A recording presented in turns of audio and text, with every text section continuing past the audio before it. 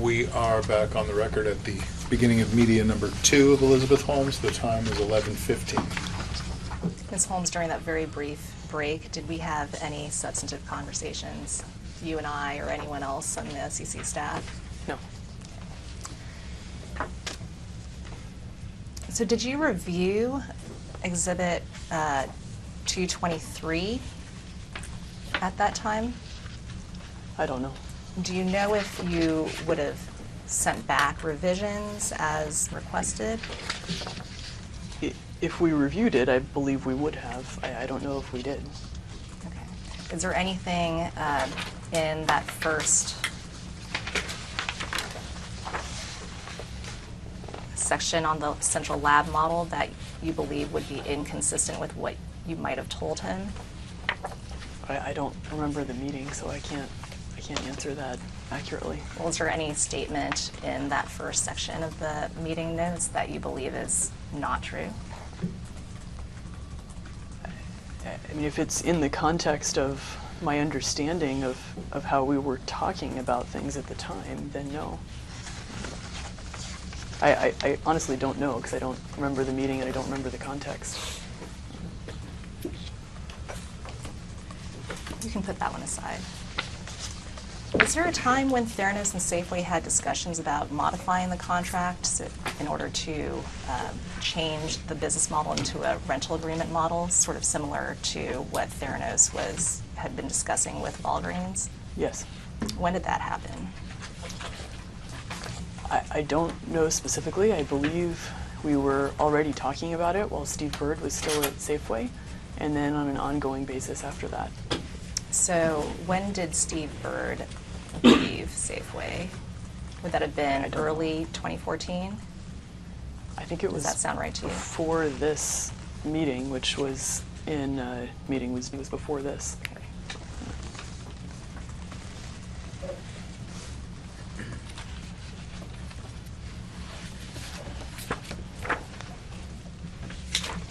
I'm handing to you what's been marked Theranos Exhibit 224. Exhibit 224 purports to be a May 1st, 2014 email from Sunny Balwani to Elizabeth Holmes with subject line re Safeway Theranos.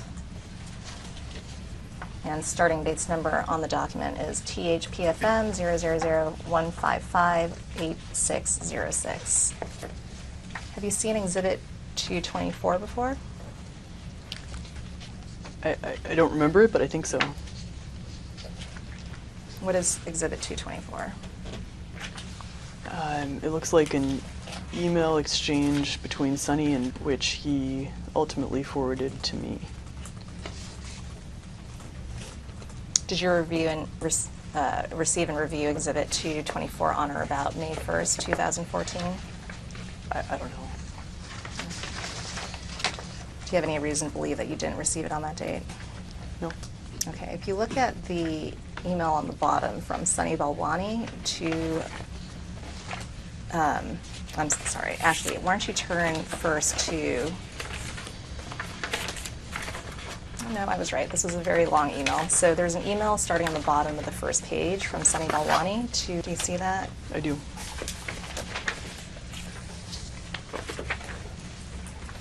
And here it looks like he's proposing a number of terms to Sunny. Do you see that? I do. So in the first section, it's titled Exclusive Use of Theranos Wellness Centers. And he writes, Theranos is offering additional $400 per week in rent for the additional room in locations with 2 rooms for a total of $1,200 per week instead of $800 per week that Safeway proposed, an amount significantly greater than any net margin Safeway may be making from immunization and consultations currently. Do you know what he was referring to here? Just to ensure I answer the question you're asking, what do you mean by that? So, did you understand at this time that he was talking about the possibility of Theranos renting space from Safeway? Yes. And in that statement that I just read, did you understand that he's proposing to offer more in rent per week to Safeway in order to rent out both rooms in the Wellness Center? Yes, I don't know what it was more then, but yes. And this was taking place in April of 2014, so does that refresh your recollection that these rental discussions were still ongoing at this time? Yes. Okay. And then if you look at number 2 of his email, which is on 607, titled Safeway Pilot, he writes, Safeway already knows about our concerns around agreeing to a pilot now that we have already launched. We also can't agree to Safeway unilaterally deciding on the pilot success. Do you see that? I do. So at this time, was it your understanding that the 2 biggest hurdles or the 2 issues that the parties were discussing were really use of the Wellness Center space and the fact that Theranos wanted exclusive use of both rooms, and also the fact that Safeway wanted to pilot Theranos services? I know those were 2 of the issues. I don't know if those were the only 2. There may have been others as well. Okay, can you think of any other issues that were creating this disagreement between Safeway and Theranos? Well, I haven't read this email, and there may be more in here. I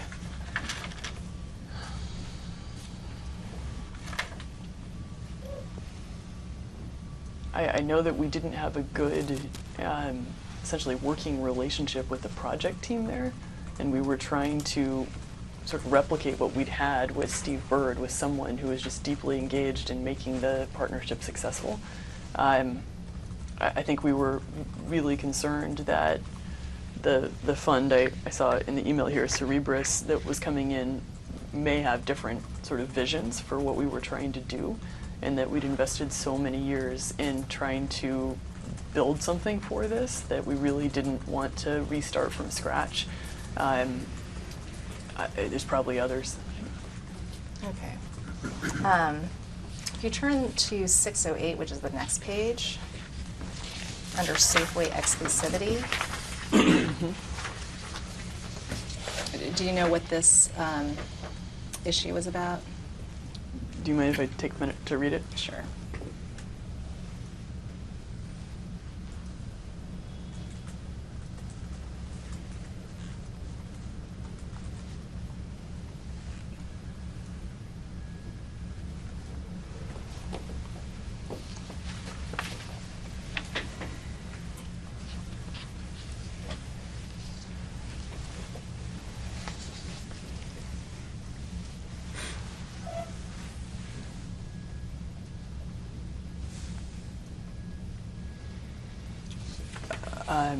I interpret it as referring to our ability to work with other grocery stores. Okay, so Safeway was concerned about Theranos then working with other grocery stores and that there be some kind of provision that provides for a Safeway exclusivity. Is that right? Yes, and I also believe there were some complexities around what they had previously defined as the Blackhawk network, which were other grocers that wanted to work with Theranos but not through Safeway. What's the relationship between Blackhawk Network and Safeway?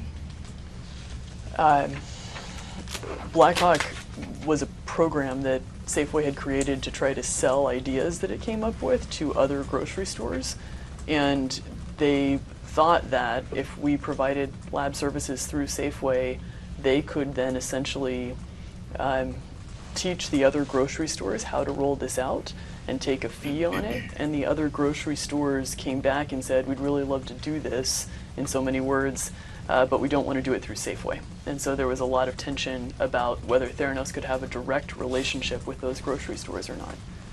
Okay, so if you look in the second paragraph under point 4, it says Theranos understands the concern you shared this morning that if Theranos exceeds in Bay Area by end of this year, and if at that point Theranos exercises the exit right above, then it will be free to go to any other grocer and not work with Safeway, thus hurting Safeway. However, our concern is that if Safeway doesn't work with Theranos and our partnership with Safeway is failing as it has since May 2013, then we can't restrict our growth with other retailers and grocers just because Safeway doesn't want to work with us or has proven difficult to work with. Did you agree with Mr. Balwani that the relationship with Safeway was failing, and it had been failing since May 2013? I wouldn't have used that word. What word would you have used? That we had much higher expectations for what we would have done by that point.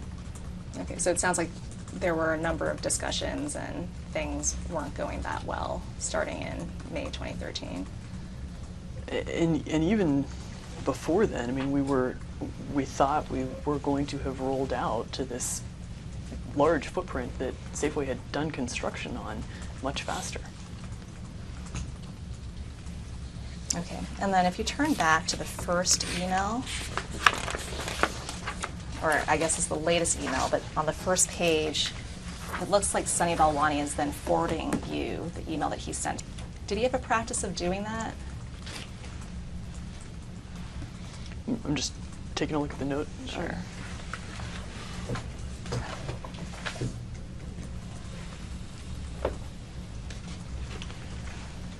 I don't know if it was a practice. I recognize that he would do this sometimes. Okay, and you also see in his email that he's sending you a draft email that he's planning to send. Yes. You see that? Yes. So did he have a practice of also doing that? I'm sorry, I thought that was the question you were Okay. asking. Yeah. Did he have a practice, your first question was, did he have a practice of Forwarding sending to me? you communications that he's having unilaterally with third parties to keep you apprised? My read on that is that he sometimes did that, but not always. Okay. And then my second question is, did he have a practice of sending you draft emails he was planning to send out to third parties? Again, I wouldn't call it a practice. I know that he did occasionally, but he was pretty focused on his ability to run things. Okay. Did you on occasion, when you would receive these emails, would you edit them and send them back to him before he sent them out? I wouldn't be surprised if there were instances when I did. There was sometimes, like you referenced, where I would disagree with the way he was attempting to express things. But I wouldn't say that was a routine practice to my knowledge, or to my memory. Okay, you can set that one aside.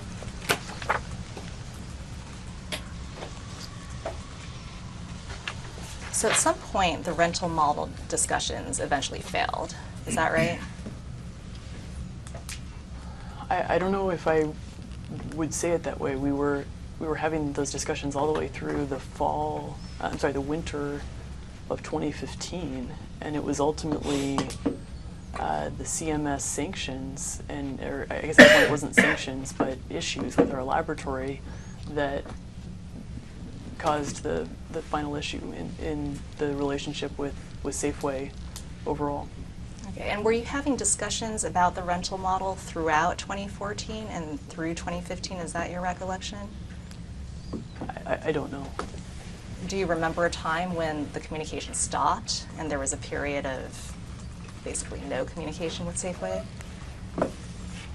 I don't have a good memory of the starts and stops of the interaction. I wouldn't be surprised if there were sort of dead points in the communications.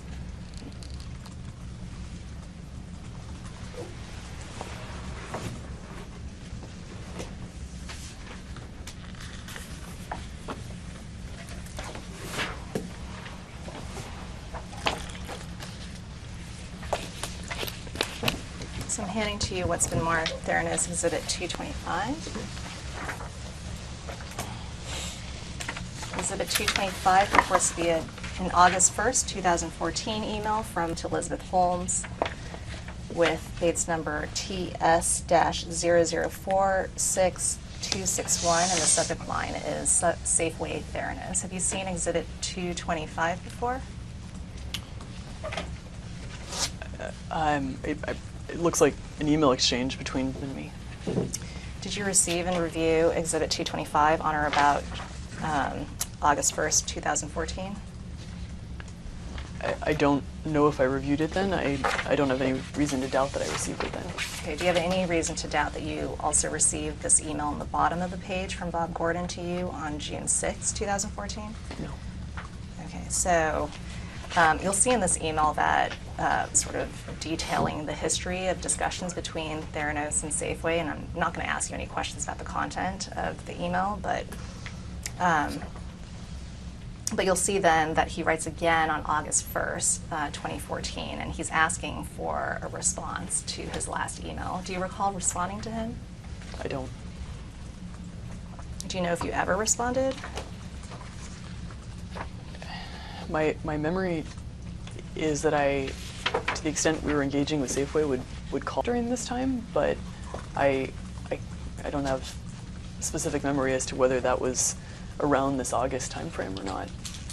Okay, so you don't remember responding either way? I don't. Okay. Do you know if there were any discussions with Safeway after this email in August 1st, 2014? Whether there were discussions in August 1st or? In the 2014 timeframe, but after this August 1st, I 2014 don't. email? I don't know. Do you recall between the first and second of these emails, so between June of 2014 and August of 2014, having a conversation with Dick Kovacevic about possibly terminating the Safeway agreement? I don't recall during that period of time. I know that in the same way as I was talking with, I believe he was also having communications with people on their board and providing guidance on the best way to negotiate to make the rollout happen quickly. Did you ever think about terminating the agreement with Safeway? My memory of it is that was more of a negotiation tactic to get them to roll out. Dick thought that the space was a great asset and that we needed to get into that space quickly. Okay. What is your recollection as to the next communication that you had with Safeway after this email on August 1st, 2014? I don't know.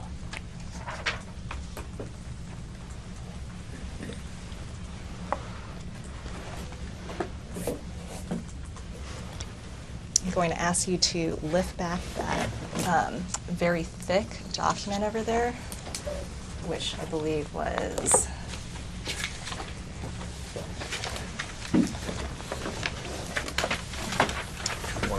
Theranos Exhibit 221. Thank you. Yes.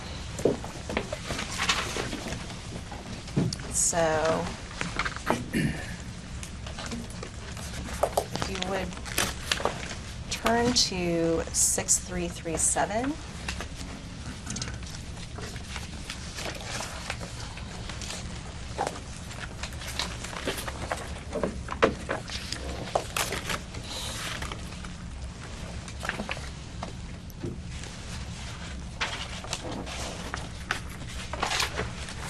Are you there? Yes.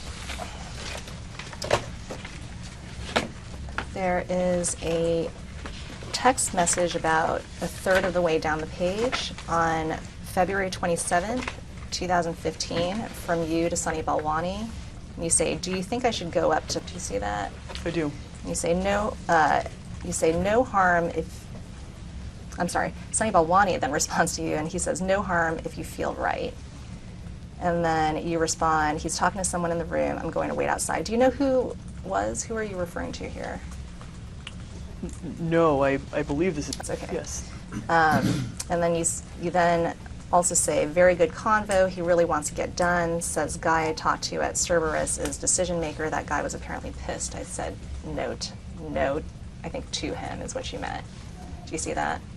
Yes. Do you remember that conversation with? Just in reading this, I generally remember that I met with him. Okay. Apparently there was some meeting that was taking place that you were both attending. Yes. Do you remember which meeting that was? It was either a business council or a business roundtable meeting, and I was speaking there. Okay, so you didn't expect to see there? No. Okay, so, and it says, "Do you think I should go up?" Do you think that you hadn't had any conversations with him in preceding months before this?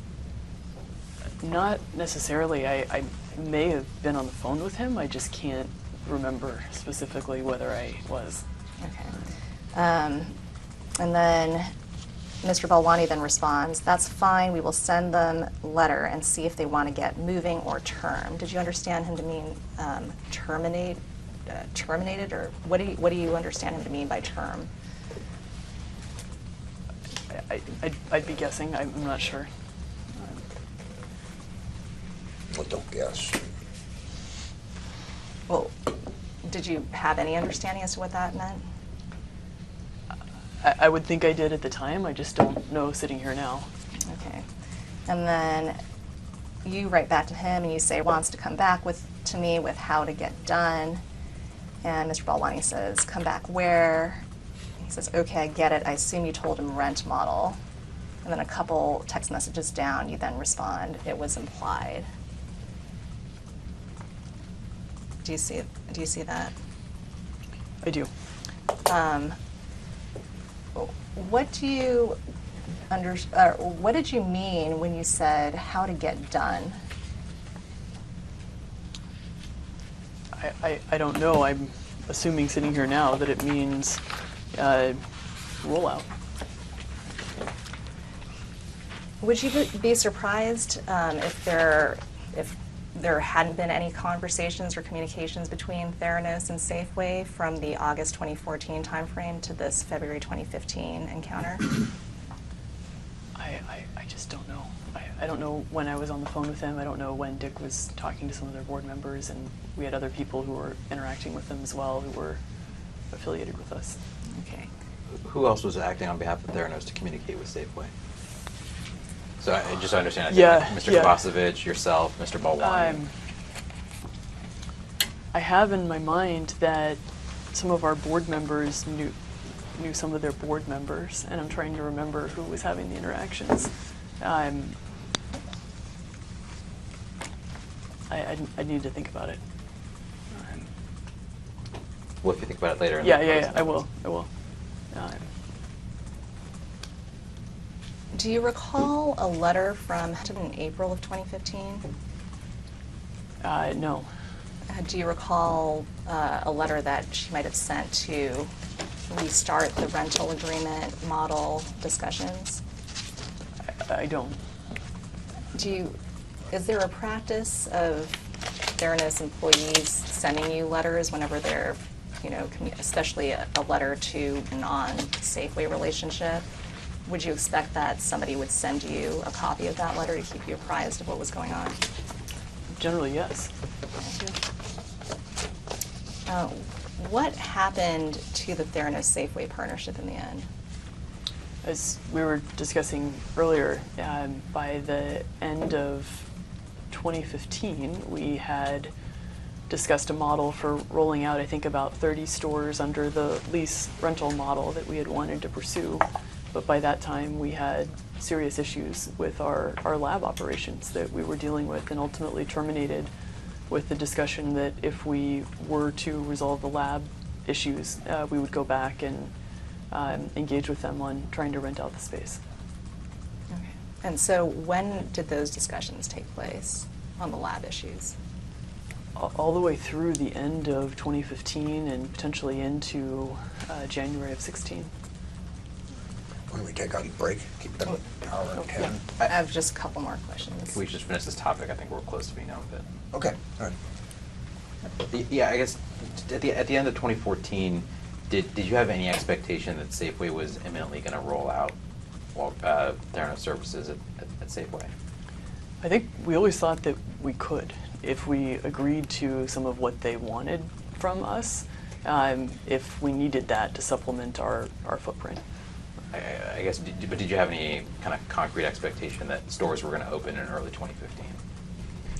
I think, I don't remember exactly what I was thinking at the end of 14, but I know that because that footprint had already been completely built out with very custom specific details that we designed to our workflow, we knew that if we said, okay, we agree to certain provisions or compromised on our negotiating position, we would be able to get into it and get a very large footprint very quickly.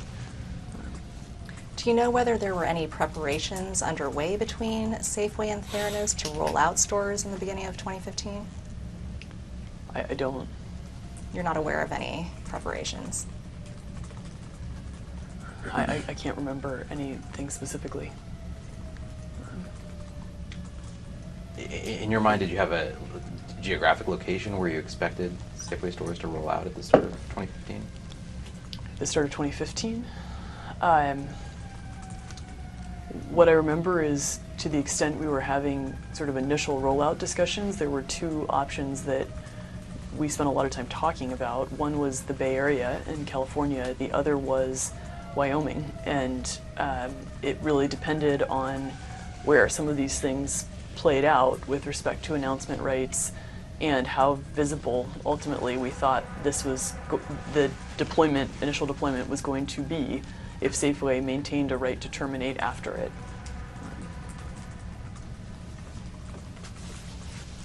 We can take Okay. it now. You're off the record at 11:42 a.m.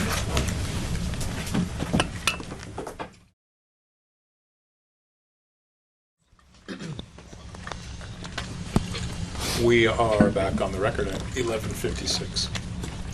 Ms. Holmes, did you have any substantive conversations with the SEC staff during our break? No. Do you recall a time when Theranos began offering blood testing services to Safeway employees? I know that there was a period of time in which Theranos handled the samples that were collected by the on-site clinic at Safeway. Okay, what do you mean by handled the samples?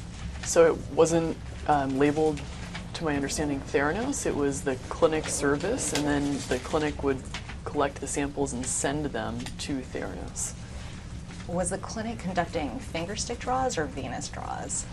Only venous draws for patient testing. I believe people could also opt into a research study in which we would collect finger stick, but not for data that would be reported back to patients. Okay, so the blood would be drawn at the clinics, but then the samples would be sent to Theranos lab for testing? No, I don't think we were, I don't know what we were doing with them when they came to the lab. I think we were trying to focus on how you would train someone to do a finger stick. So the collection happened. I do know the samples came back. I don't know what happened after that. Do you know what devices were used to process those samples? I don't, it's my memory that there generally wasn't testing happening on those samples. Just that we were doing the collections for purpose of beginning to refine that workflow and the training of the finger stick collection. It's your understanding that there wasn't any testing being done on the samples that Safeway employees were providing? My memory is that there was some studying of whether the samples had hemolyzed or lysed, clotted, or did not have good integrity, but I don't think there was actual testing done on those samples. And just so I understand, you mean the samples that were done on the finger stick Correct. at the Safeway? Correct. So Oh, those okay. people that opted. Yeah, I'm sorry if I I was misunderstood yeah, that. So, yes. so with respect to the venous draws then that were done at the clinic, Yes. was Theranos processing those samples? Yes, those were processed on traditional commercially available machines and or sent to what I had previously referred to as a reference lab, which is a third-party lab. Okay. Did you ever tell anyone at Safeway that those samples were being processed by third-party commercially available machines or being sent out to reference labs? I believe so, yes. Who did you tell? I don't know specifically. I can't remember. Okay, so you don't know either way whether you ever told anyone at Safeway that you were using third-party machines or sending out to reference labs? I remember Safeway helping us to look at UCSF as a closer reference lab. So I believe that there was discussion about the use of a reference lab because of that, but I don't remember specific conversations. Okay, and what about whether you told Safeway or anyone at Safeway that you were using commercially available machines at Theranos to process the samples? I believe we did. When did you do that? I think before we agreed to do the testing, because there was a discussion about the fact that it would just be venipuncture on traditional machines so that we could work through some of the workflow development that we were trying to do, that we would not be collecting finger stick for patient testing. And who did you tell that to? I don't know. I mean, I would assume to the extent I had conversations, it was with Steve Bird, but I don't know.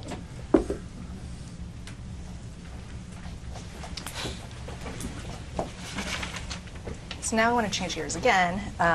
Did you offer these guys coffee? I was about to say, yeah. It's so funny. It's the least sincere thing I ever do, because I almost always offer the staff coffee when I go down. No, you can't accept it. But I didn't do it today. I took the high road by not offering. Okay, I wanted to change gears again Yes. now and focus now on CVS.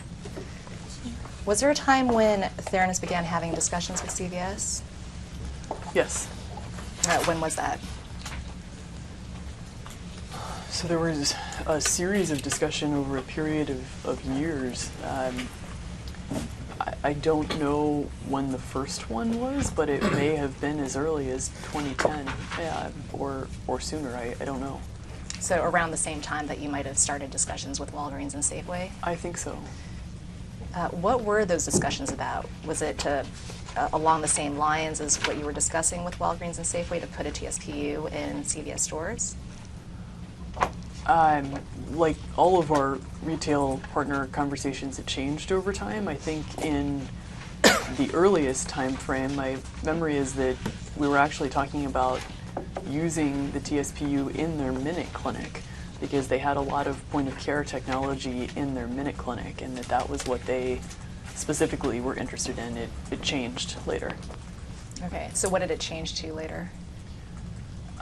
Ultimately, we were discussing a lease model in which we would build out spaces within their stores. And there was iterations of that in the meantime. Who were your contacts at CVS? So I did not have the majority of direct contact with them. My memory is that at least in our last contacts with them was one of the principals who was engaged, I think most directly with Sunny, but I don't know by memory all the people who were involved. I had a little bit of contact with toward the end of the engagement that we had with them. Oh, you just said the end of the engagement. Did the engagement end? Just the interactions. We were interacting around building a CLIA certified lab collection center in their stores. We may very well be interacting with them again. Okay. Has Theranos entered into a contract with CVS? Not to my knowledge. Okay, and so when you just said the end of the engagement or the end of the discussions, when did the most recent discussions end? I believe in mid last year, but I'm not completely sure. What happened? We ended up receiving, I think it was a notification of sanctions from CMS and trying to work through those issues, and then decided to exit the clinical lab business. So did you terminate the discussions or did CVS terminate? I think the last email was keep us posted, and our plan has been to re-engage around what we're trying to do right now with MiniLab. So the last email was from CVS saying, please keep us posted to you. I don't know what the last email was. Okay. Yeah. So you have no idea? Either way, It's my understanding that that's where it was left, and it's my understanding on good terms.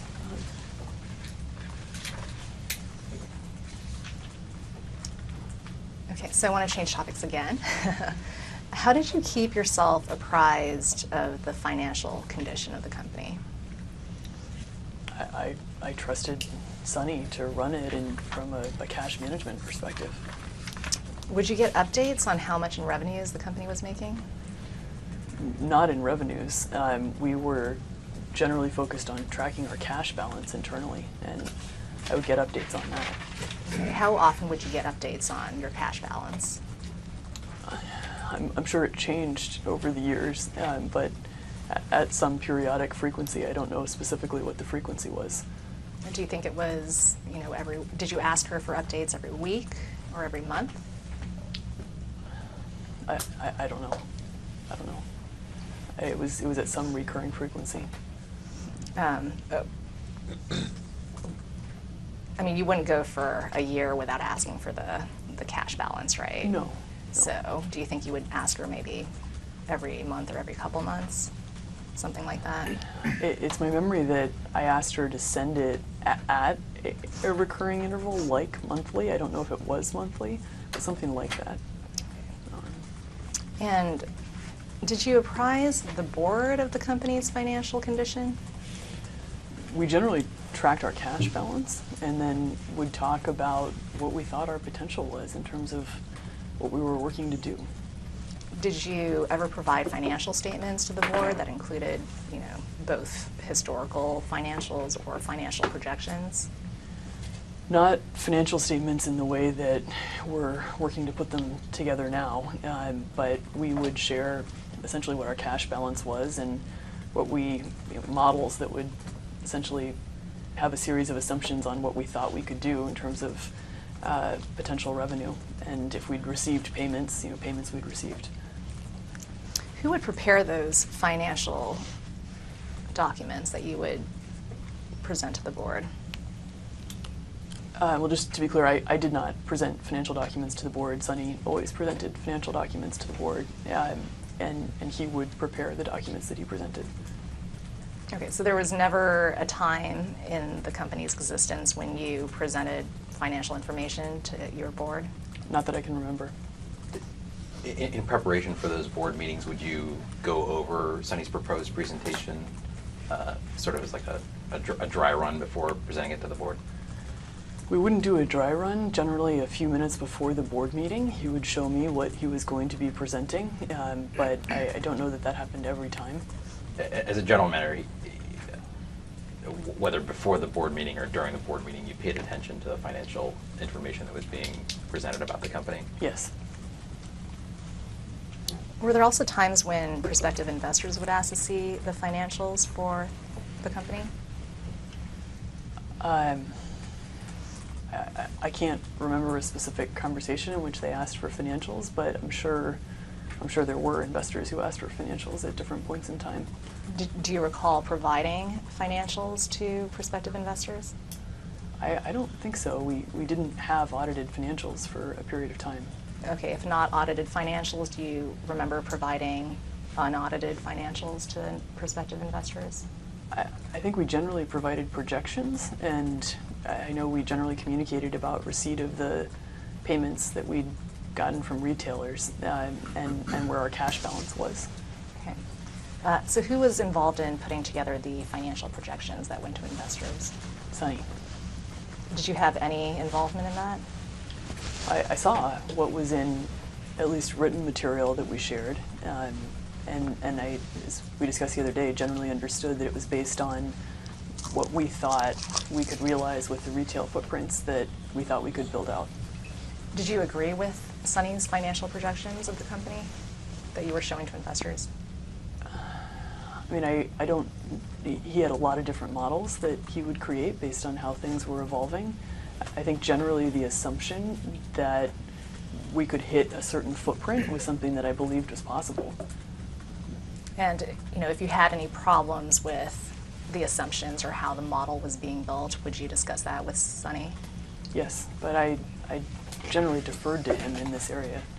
Can you recall an instance in which you did discuss with him revising the model to be more in line with assumptions that you thought were appropriate? I don't know that I was ever setting the assumptions for the model. I remember in the context of board discussions generally that he would share what the assumptions were, and they seemed reasonable, just in terms of, again, the retail footprint. So I guess I'm trying to put myself in your, try to understand your perspective as the CEO of the Yeah. company at the time. Was the financial condition of the company something, I understand your testimony to be that you generally deferred to him on preparation of the projections. Was it an area that you'd hope to learn more about or get more involved in over time? My thinking was that if I had someone who knew how to do this well, I could defer that to that person, and that where I should really spend time in the company is on what our board would always call my comparative advantage, which was inventing and sort of the strategy and the vision for how this could be rolled out. And what gave you the belief that Sunny Balwani was a good fit for preparing these financial projections? He was very confident in his ability to do it. As I understood it, he had successfully built and sold his own company, and therefore I thought he was qualified to do it. I guess did he ever explain anything to you about his experience, growing and selling that prior company that would relate specifically to the creation of financial projections? No, but he understood Excel really well, and he seemed to be good at creating models, and I didn't have experience or any background in that, so I just deferred to him. So you mentioned earlier that you did see the financial projections that Sunny would send out to investors. Did you ever send out financial projections to investors directly? To be Or clear, I personally? don't know that I saw all of them, because he did have a lot of contact with investors after I would meet them initially. I don't know if they ever came from my email account. They might have. They would have been documents that he'd prepared for that purpose. Would you prepare, in those instances in which you would be sending out the financial projections directly, would you review them prior to sending them out? I don't have specific memory of the situation in which I was sending them out, so I don't know if I had reviewed it beforehand. I would think that what we would send would be generally consistent with sort of assumptions that I would believe in terms of, again, the retail footprint. Is it generally your practice to review documents that you're attaching to emails when you're sending them out to anyone in the company or outside of the company? I think it depends on what it is. If I'm just forwarding something that has already been reviewed by a team of people, not necessarily. If I'm creating content myself, clearly. If it's something I've never seen before and I'm sending, maybe I would need to look at a specific example. I guess turning back to the 2014 timeframe, who at Theranos had the ultimate sort of final say on the company's financial projections? Sunny did. And who had ultimate final authority in terms of when and how to recognize revenue? I don't know that we were really ever recognizing revenue in a GAAP way. I mean, we've brought Alvarez and Marcella in over the course of the last year to help us build systems to do this right. We were really focused on cash accounting and would generally describe payments as they were received, but Sunny would figure out how they should be reflected in the models that we were building. What about, I mean, what about just on the books of the company? Who had ultimate decision in terms of whether something could be treated as cash that can be used for operations? Between Sunny and they would have made that decision.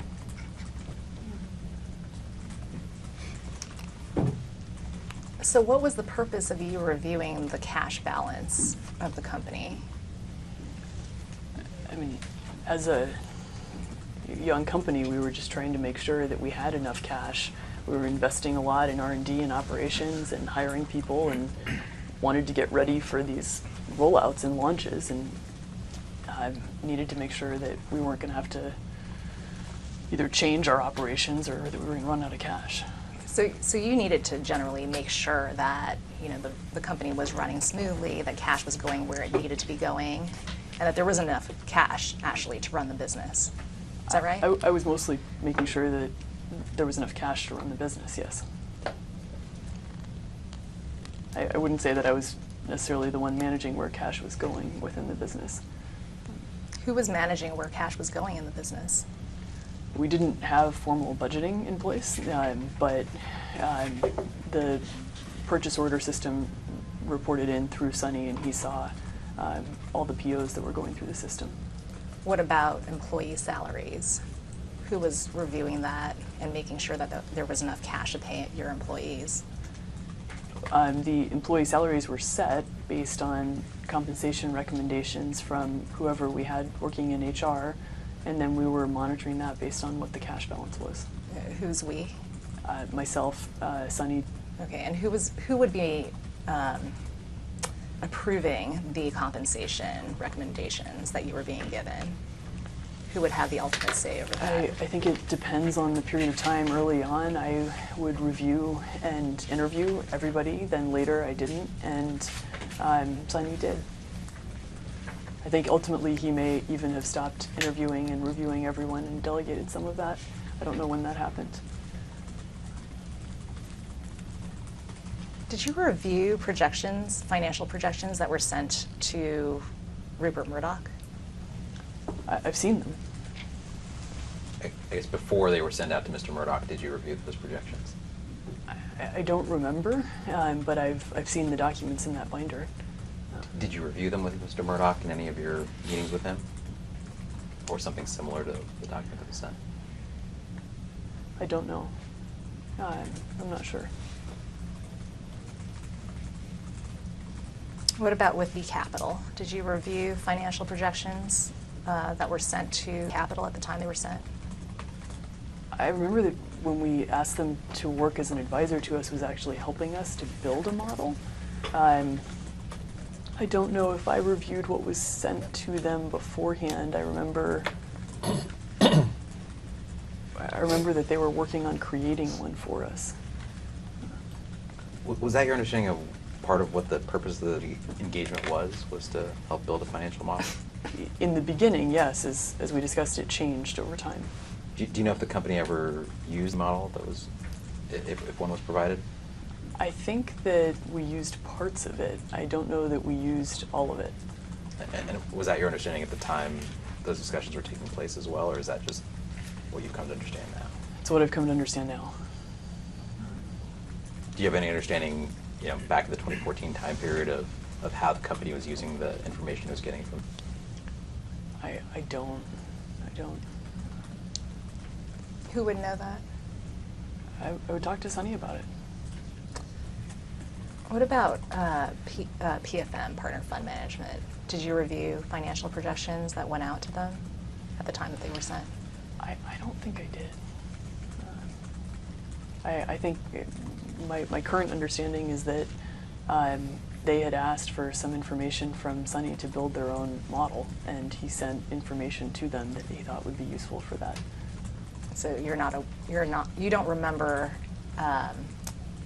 either reviewing or receiving those projections before they were sent to PFM? I don't.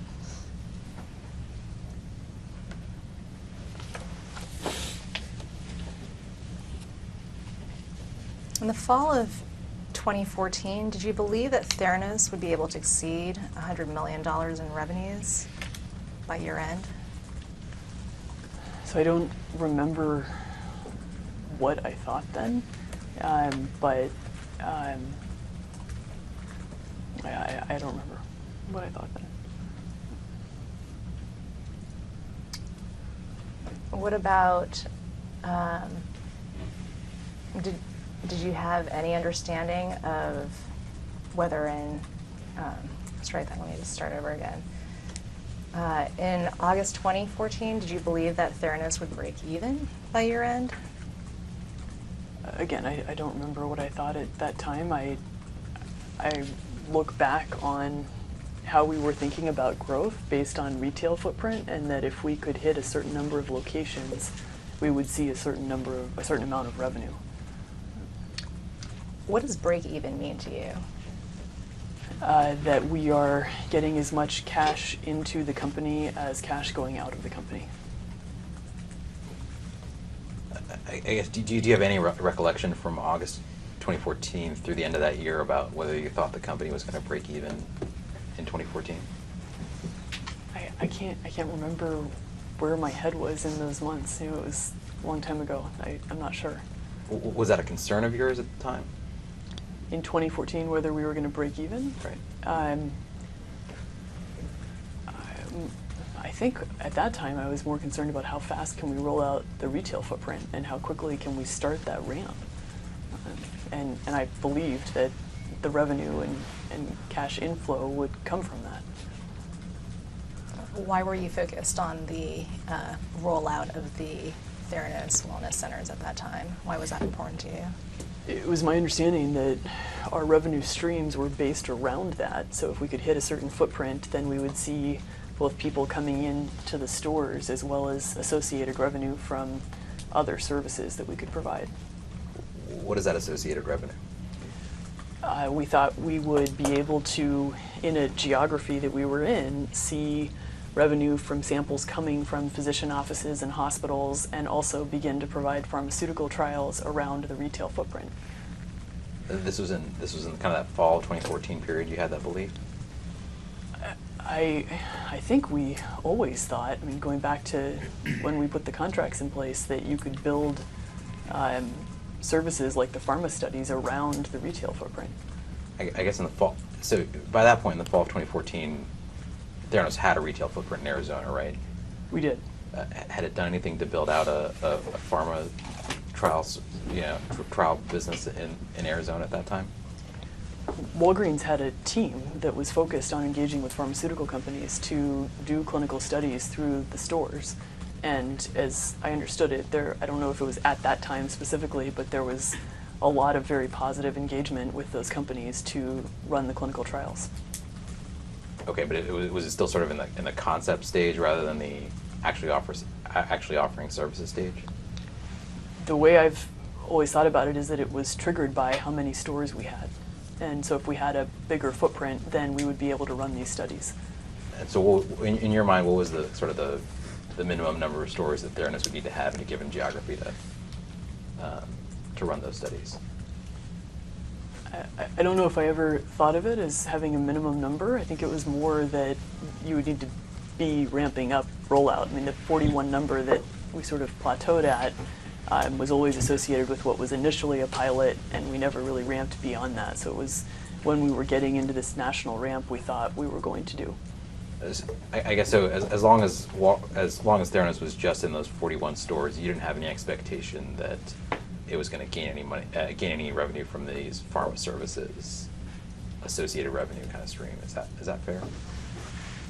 No, I mean, both from our previous work with pharmas as well as the engagement that Walgreens had with them, we thought that, for example, you could use it as a site to enroll people, but we were, so far as projections are concerned, really looking at the ramp as sort of the trigger for realizing sort of the multiple streams of revenue that we were thinking about.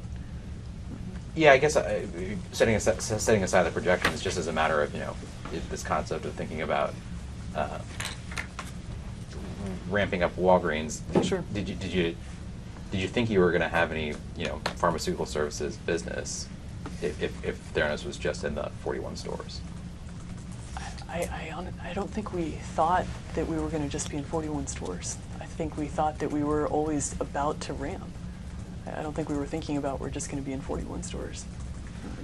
You also mentioned just a minute ago the sort of the prior work that Theranos had done with those pharmaceutical partners like GSK and Schering-Plough. Is that what you had in mind there? I was specifically, as I said that, I was thinking about the opportunities that existed to do new programs based on some of the people within those pharma companies who had expressed interest based on the success of the initial programs.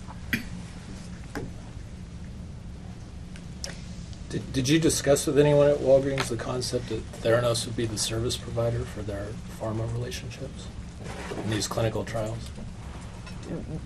Just to answer the question best, what do you mean by service provider? Well, how is it that you alluded to Walgreens having relationships with the pharmaceuticals, and that Theranos would earn money from that? I'm just trying to, how is that supposed to work, and who did you discuss it with? Yes.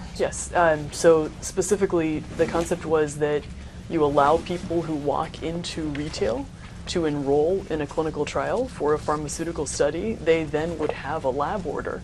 It's not a physician-directed lab order, but for an investigational use, and they would get their sample collected at Walgreens for the purpose of the trial, and then the pharma company could use that for their clinical trial. So the concept was you're going to use the stores as sites, and that was something that we discussed way back into 2010 and the original agreement. From the time of Theranos' inception until the present, has Theranos ever achieved break-even status? I don't think so. Was there a time when Theranos engaged a company called Aranca to prepare a 409A report to value the company's common stock? Yes. And did you provide financial information to Aranca for that purpose? I think so, yes. Was it your intent? And just to be clear, by you mean Theranos, or you mean me personally? I meant you, Oh, personally. I don't think I personally did, no. Okay, who did? I think Did you approve the financial information that she provided to Aranca? in some cases, I think so. Was it your intent to provide accurate information to Aranca for the purpose of valuing the company's common stock? To the extent we were using it for issuing options, yes. We also used Aranca for other purposes as we worked to develop our own internal valuation models. Okay, so I just asked you whether it was your intent to provide accurate information to Aranca. Are you saying that for other purposes it wasn't your intent to provide accurate information? I know there were some instances in which we would hold financial models constant to look at the impact of certain events, like the financings, on the stock price. We were not using those reports as 409As in the traditional sense, but we were using them as a external valuation methodology that we could then build our own internal model from. Why use a 409A report as for that purpose? We'd received guidance that if we were to try to structure ourselves as a private company and build our own model for valuing our stock, it would be useful to have a reference method that was done by a third party that we could use in forming our own model. Sure, but why not hire a valuation firm to do that work? The specific guidance that we'd gotten was to have this firm that had been working with us and already built models for understanding how they valued our stock to continue, but just look at the differential impact of the financing events on the value of the stock that they'd previously established. Who gave you that advice? And that may raise privilege issues, but To the extent it's Yeah. not an attorney, I guess, is looking back at that time was So just tell them if there was a non-attorney or non-attorneys who gave that advice, you can identify them, but nothing else. And you could say yes or no to that.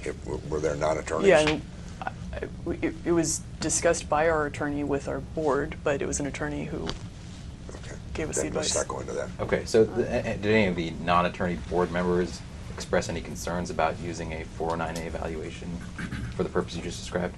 There was some confusion about it, and we discussed that too in at least one of our board meetings. I guess what do you mean by confusion? That we were using the model for the purpose of developing an internal valuation method, and that was why we were holding our projections constant in that version of the model while we were sharing with our board the projections that we hoped to be able to achieve. Who expressed that confusion? Dick Kovacevic. Anyone else? Not that I can remember. Others might have. He was the most vocal in the board meeting in which this was discussed. Did you ever tell Aranca that you were using their valuation report for the purpose you just described? I don't know.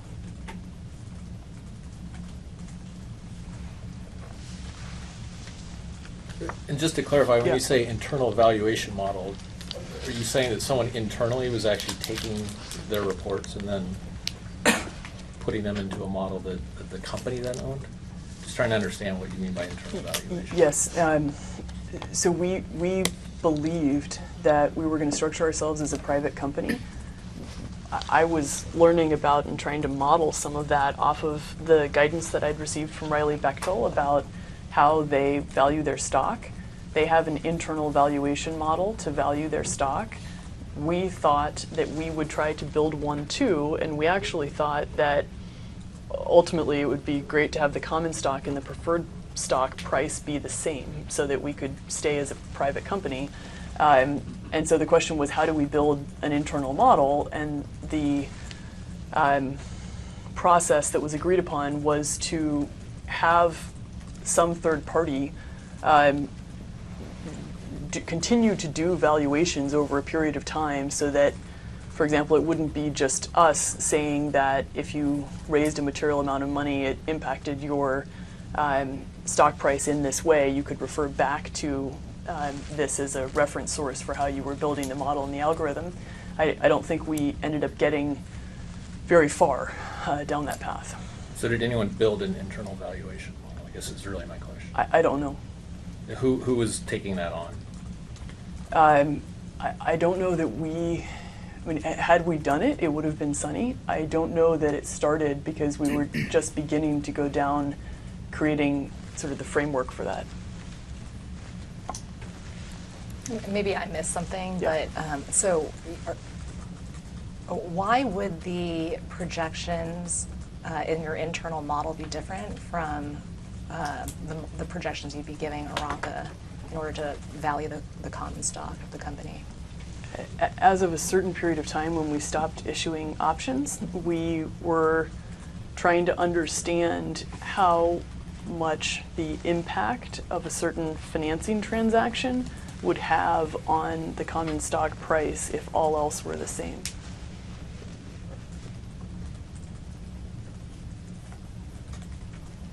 Okay, so when did you stop issuing stock options? I think it was in December of 2013.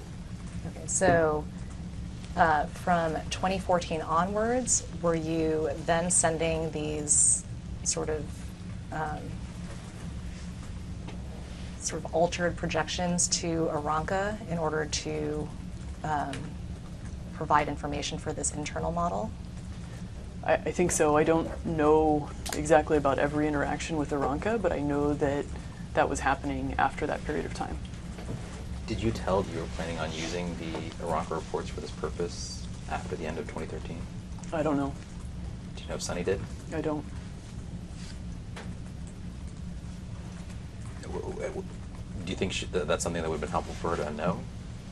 I don't know. I don't know very much about her interactions with Aranka overall.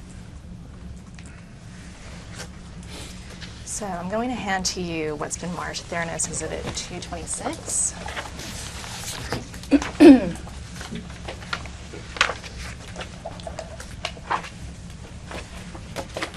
Exhibit 226 purports to be a document titled Theranos Inc., FMV of common stock as of March 25th, 2015.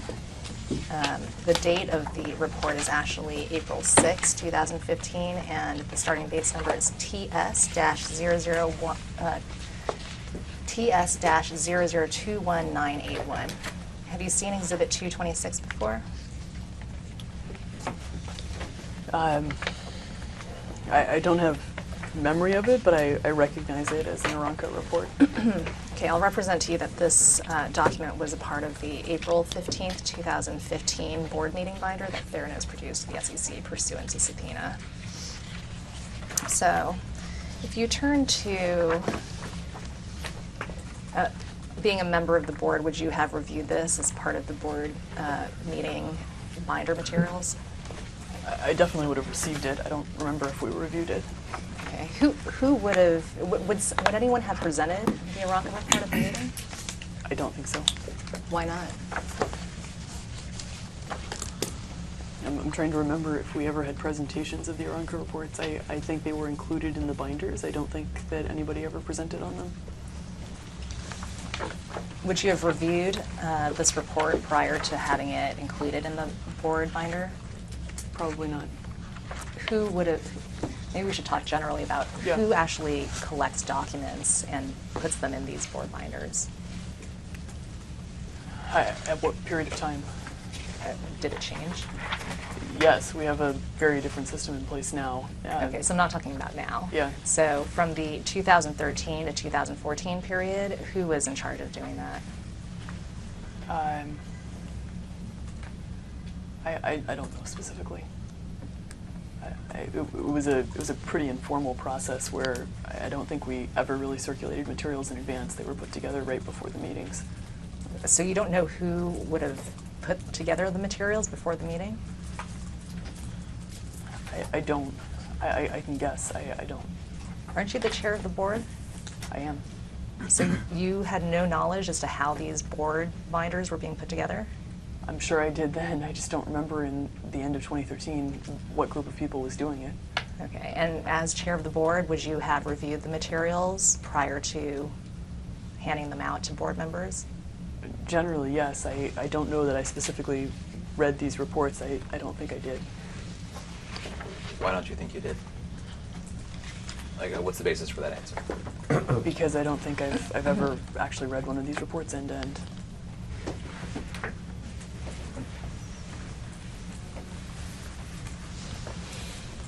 Okay, if you turn to 22034.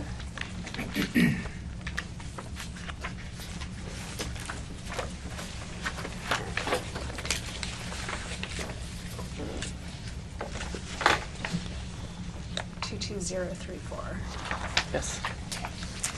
You'll see that there is a page in here with historical financials, and on this particular page, it's the income statement. You'll see there's a revenue line. It looks like in December 2011, as of December 2011, or for the period ending December 2011, Theranos made $518,000 in revenues. And then there was no revenues in 2012 and 2013, and then $150,000 in 2014. Is that consistent with your understanding of the revenues that Theranos made in those years? I don't know what the actual revenues were in those years. You didn't keep track at all of what Theranos was earning in revenues? I did not personally know. Did never provide you with any updates as to what the company was generating in revenues? We weren't really focused on revenue. We were focused on cash management and retail rollout. Do you have any reason to question whether Theranos generated $150,000 in revenue in 2014? I don't know what this is based on. I wouldn't know what to question. I guess in that, a minute ago you said, by this time, the Iraq reports were being used for a different purpose. Is that right? Yes. And so what you were doing was keeping the projections of future revenue constant with over time to help build the valuation model, right? Generally, as I understand it, yes. Did you ever intend to keep the company's income statement stagnant as well to help develop a valuation model? I don't know what was done with that. I guess, in your mind back at the time, did you have any reason why the income statement should remain stagnant or constant or unchanged to help that valuation process you described? I don't know if I've ever thought about it. I don't know. I don't think this is something that I've looked at before. In terms of what the right way to handle that in the model is, I know there was discussions about that with respect to projections. I'm not aware of conversations about that with respect to the income statement one way or the other. So you said you were focused on cash, not revenue, right? Correct. Is that true for 2011 through 2014? Yes. So how was the company getting cash, if not through revenue? We received these, what we were previously calling exclusivity payments from the retailers, and then in the end of 13, early 14, raised equity capital. And who did you receive the exclusivity payments from? Those are the Walgreens and the Safeway payments. Are those reflected here? I don't know. What was the amount of those payments? I think Walgreens paid us in total $140 million, including the convertible note that they had, and Safeway paid us, I think, $30 million. And what year were those payments made? I know the $75 million from Walgreens was in December of 13. The $25 million was before that. I don't know when the $40 million note was. And the Safeway payments, I think were in the 11 or 12 timeframe. Okay, so if you turn to 22009, which is actually earlier in the document.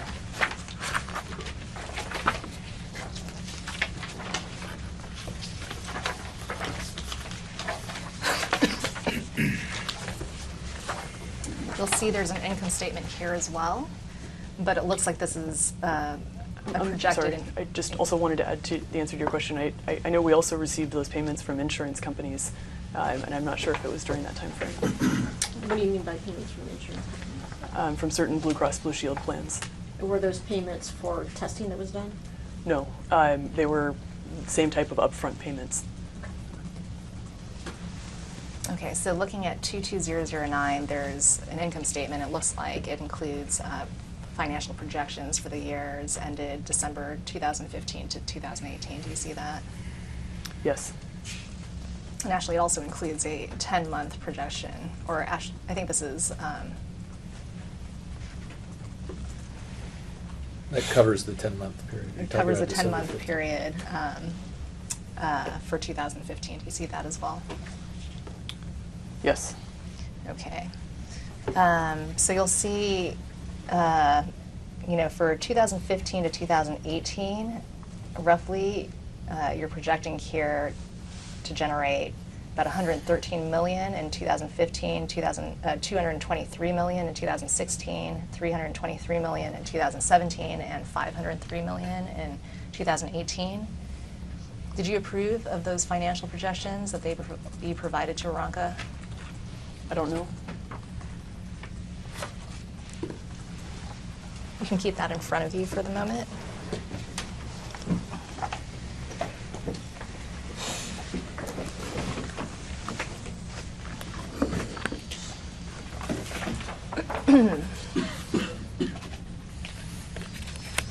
Oops. I'm handing to you what's already been marked as Theranos Exhibit 160.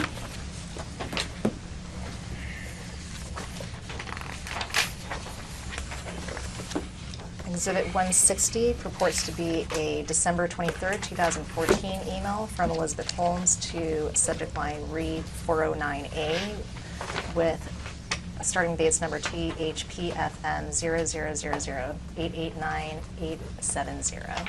Have you seen Exhibit 160 before? I don't remember it, but I recognize my email here. Okay, so you'll see about halfway down the page, there's an email to you. And she's saying that she sent over projections to Aranka the night before because they have a deadline before the end of the year. And then she writes, I use the same assumptions for revenue as in October, roughly 100 million, 200 million, 300 million, and 500 million in 2015 through 2018. Do you see that? I do.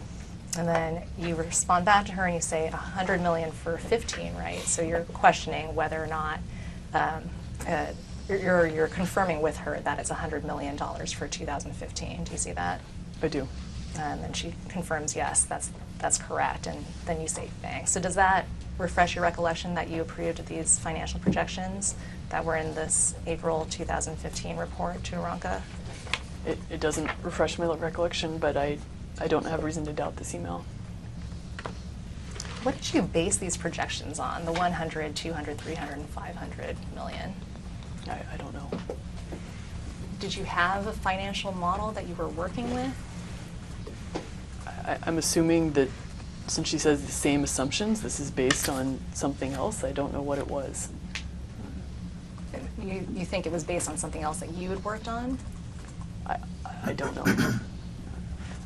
So you have no idea how she came up or you came up with 100, 200, 300, and 500 million for those years? I don't, and I don't know what we were using this report for at that time. Did you think to ask her a question? What is the purpose of this report? How were you responding back to her and approving of the projections if you didn't know what the purpose of the report was? I can't remember now what the purpose of the report was. I'm assuming at that time I had some understanding of what the purpose of the report was. I just can't remember what it was. Are you aware of a financial model somewhere that would have projected these revenue figures for 2015 to 2018? Again, I don't know, and I didn't maintain those models, and I don't even know that this necessarily would have been consistent with any models that we were maintaining on assumptions for retail rollout. Who was maintaining those assumptions? Sunny was. So if I understand, by this time period, to the best of your memory, Aranka was being used to help build an internal valuation model. Is that fair? They were. And I think you said the goal was to have the value of the common stock be on par with the preferred at some point in time. To ultimately get to that point. I realize it's a long ramp, but Yes. that was the goal you had in mind, right? That was what we thought the end objective was. And that was important to your goal of ultimately staying a private company in the long term. Yes, and continuing to restructure ourselves as a private company. Is it fair to say that the company's valuation was something that was important to you in this time frame? Generally, yes, Why was that? because it's important to our shareholders. And did shareholders from time to time, people who invested earlier, whether when you first started or in 2010, ask for copies of Aranka's 409A reports? Not to my knowledge. Did anyone ever communicate to you that a prior investor has asked for a 409A report? And sitting here now, I can't remember any. It's possible that they did. I don't know. I guess if your ultimate goal is to have common stock and be on par value with the preferred and valuation of the company is something that's important to you, I'm trying to understand why you never read one of these Aranka reports cover to cover. So we began the process of structuring as a private company in the end of 2013, and we assumed this was going to be a long multi-year process, and that these were just the first steps in beginning to develop a formula for what the impact of capital infusion was on some of these metrics around common stock price. I was not primarily focused on the finance aspects of our business. I trusted that if this was what really smart people that we were paying a lot of money to thought was a good idea to do, that's what we would do, and that at the time we would start building these models internally, I would look at it and learn about it. I don't have specific background in this area, and so it wasn't something that I was focused on. Did you track the Aranka's? So you mentioned you wanted these reports to see how the equity events impacted the common stock value. Did you track those final numbers as they came in from report to report? I don't think so. Do you know if anyone at the company did? I don't know that we even started this. I think we were just trying to get the information at this point and have it, and that it would ultimately be used for the purpose of an internal model.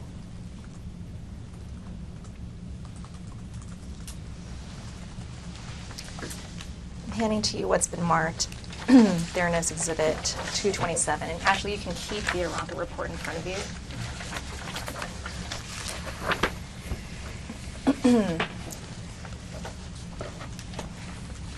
Exhibit 227 purports to be a spreadsheet. The first page. I'm sorry, I just wanted to clarify. I can't remember any instance in which someone asked for a copy of a 409A, but it's possible over all the years that they did. Is it something that you think Theranos would have shared with its investors? I don't think that we did that generally. It's possible that at some instance we did, but I don't think, certainly it wasn't routine that I know about. And I guess why wouldn't the company generally share these reports? I think we saw it as an internal tool for a very specific purpose, which was initially valuation of options and then development of our own model.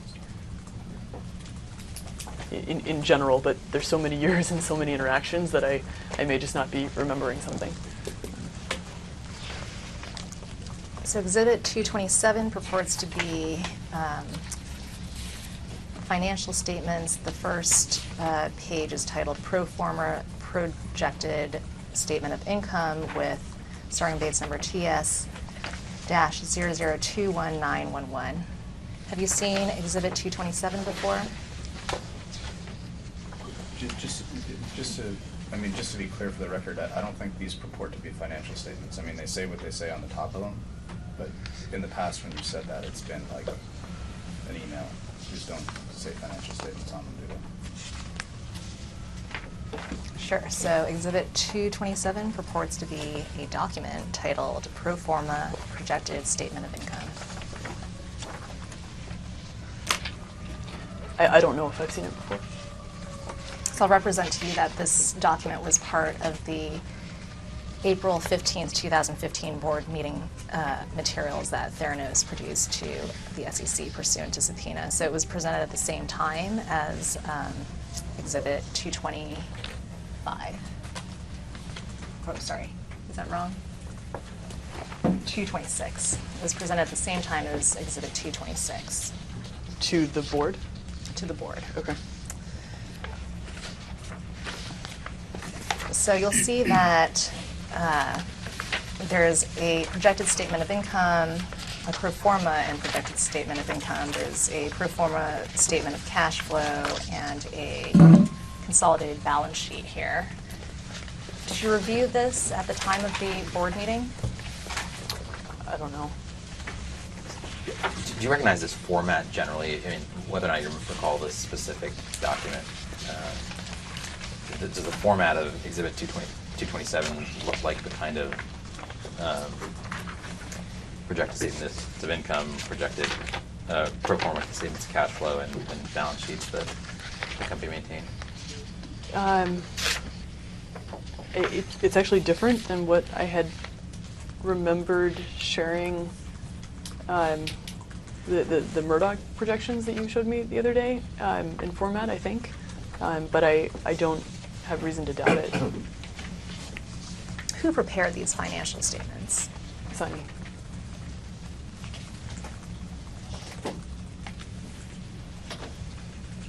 So if you look at the revenues for the period ending 2014, this is on the first page in the statement of income, you'll see that total revenues projected to be, or not projected actually, because this is in 2015, but total revenue for the year was $108 million. Do you see that? I do. What was the basis for this number? I think it was, he was believing that the Walgreens payment could be earned within the 2014 timeframe, and then there was some retail revenue as well that was associated with that. I don't know if he also thought that some of the Safeway payment could have been earned. I'm not sure. What's your basis for that? For your understanding of, I guess, what he believed? Because I remember conversations with him in which he would talk about the fact that we'd earned the Walgreens payment. When do you recall those conversations taking place? On an ongoing basis, certainly by this 2015 time period that you're talking about. So you mentioned there were 3 different components that you thought might go into this. There's the Walgreens payments, the $75 million innovation fee payment. There is the Safeway payment. When was that made? So just to be clear, I think that by 2015, this number was based on thinking that for whatever reason, the $100 million from Walgreens was in this time period. The $100 million from Walgreens? I think so. When was the $25 million initial payment from Walgreens? When did that come into the company? I don't know, but I know it was before December of 2013. Okay, so why would that be included in the revenues for 2014? You'd have to ask him. I don't know. And then you said the remaining amount of revenues would have come from the retail business. Is this the retail pharmacy business? I think so, yes. Okay, so if we're, I'm sorry, and I don't know if you answered my question about the Safeway payment. When did the Safeway payment come in? I don't know. I believe it was before 2013. Okay, and how much was that payment?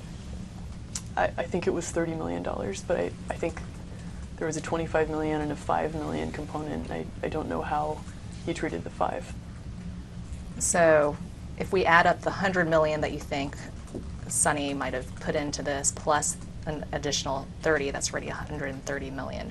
So I don't know. So what's the basis for your belief as to how he came up with this $108 million figure? That he was treating the payments received from retailers, I believe at least Walgreens, in this number, plus some retail services revenue, and I don't know how he was treating that $5 million from Safeway. Why do you think there was such a difference between what we saw in the Aranca report, which had 2014 actual revenues as 150,000, and here you're seeing revenues for $108 million? Why was there such a difference between the two? I don't know. I think this was in the context of discussion about the fact that we thought that we'd earned the Walgreens payment. I don't know what the basis for the income statement in the Aranca document is.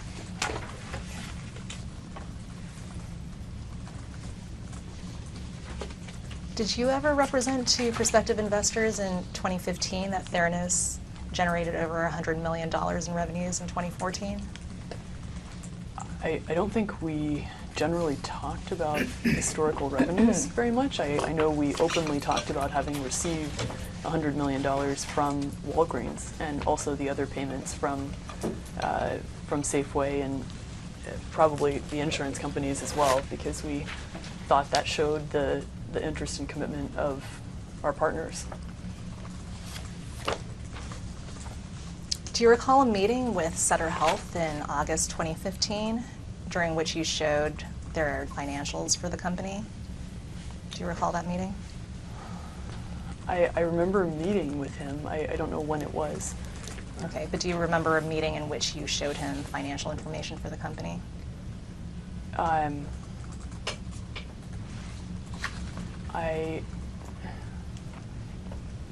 trying to remember if I remember showing him financial information. I'm not sure. Do you remember showing him statements, financial statements, that indicated Theranos was making or had made $108 million in 2014 and was projected to make $240 million in 2015 and another $750 million in 2016?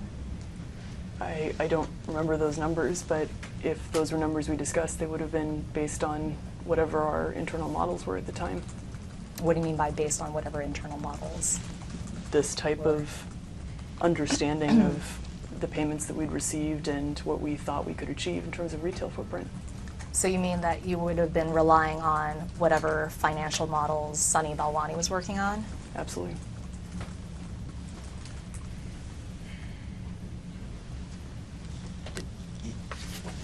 Theranos paid taxes, right?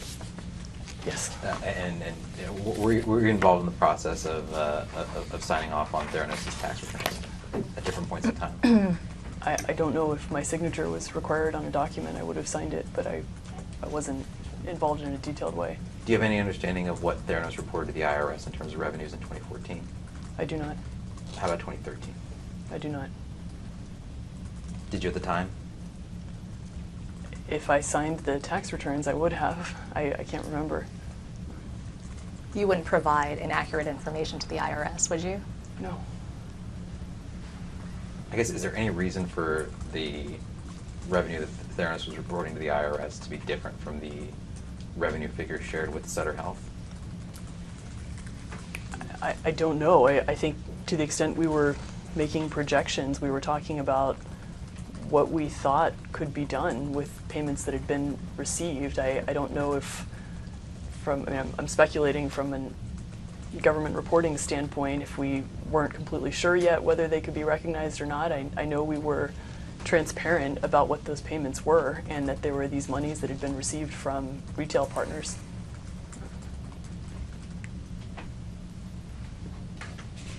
I guess, what do you mean by you remember that we were transparent about? We thought that the fact that Walgreens had paid us $100 million and another $40 in the note, and Safeway had paid us $30, was one of the most validating pieces of information we could share. So openly communicating that was a way of communicating that we thought we had a real opportunity to roll out at retail. Everybody knew we were only in 41 stores and that we were trying to see, I thought 10 patients a day. We were very open about that. In other words, you viewed not only just the existence of the Walgreens relationship, the Walgreens' financial commitment as a sign of faith in Theranos? Absolutely. And that's a sign of faith you wanted to share with investors? Yes. Did you tell investors that the $108 million or $100 million that were generated in revenues in 2014, that was made up of payments that were coming in from Walgreens and Safeway?